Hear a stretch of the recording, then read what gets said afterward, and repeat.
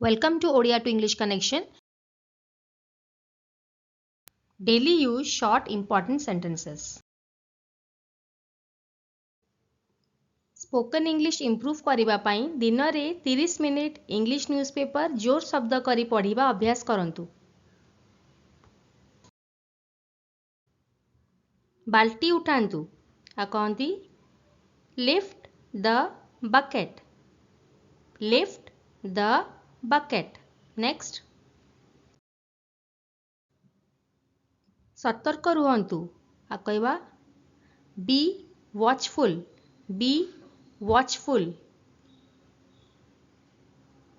Next मु ताहा कही नथिली आ कहबा I didn't say that. I didn't say that. Next एहाकु किपरि व्यवहार करिबा आ कहबा how to use this. How to use this. Next तमर कोउटा आ कहबा which one is yours। which one is yours। मु तुम पाई एठारे अछि आ कहबा I am here for you। I am here for you। Next देखिबा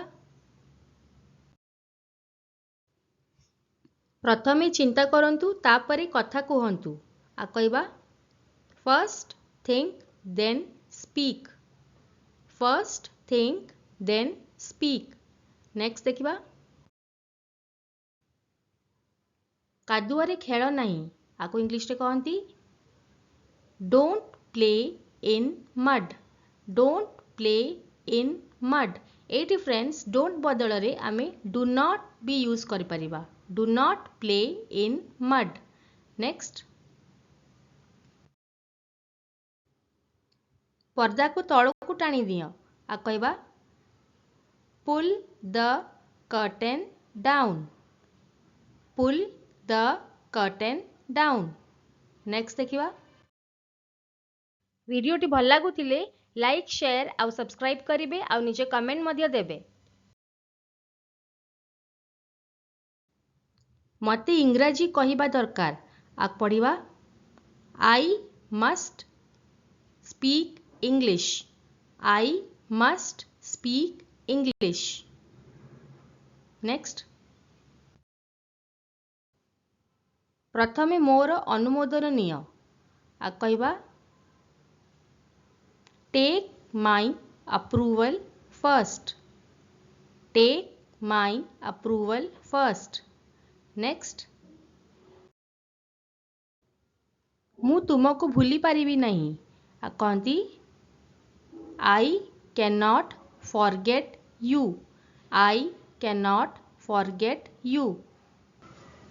एरी आमे कैन नॉट यूज एजी कैन नॉट बदल रे कांट भी यूज करिबा। जदि कांट यूज करिबा आई कांट फॉरगेट यू।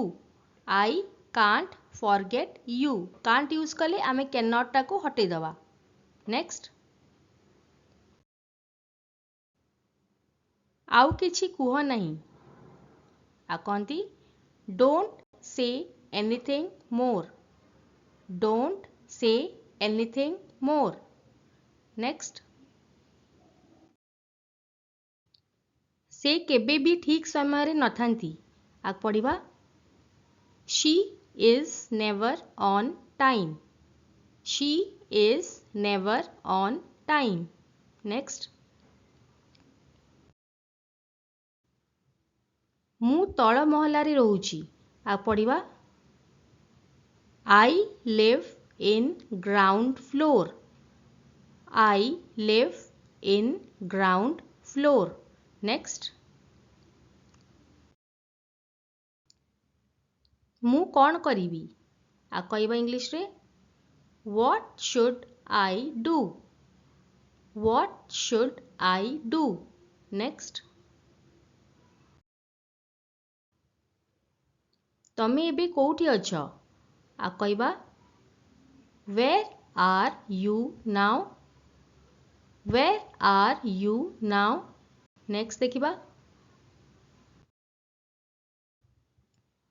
तमे काहेकि छिंकुच आ कहबा इंग्लिश रे Why are you sneezing?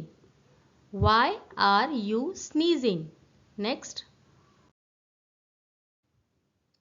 तमे मो सांगरे जीव कि आ कहबा Will you go with us? Will you go with us? Next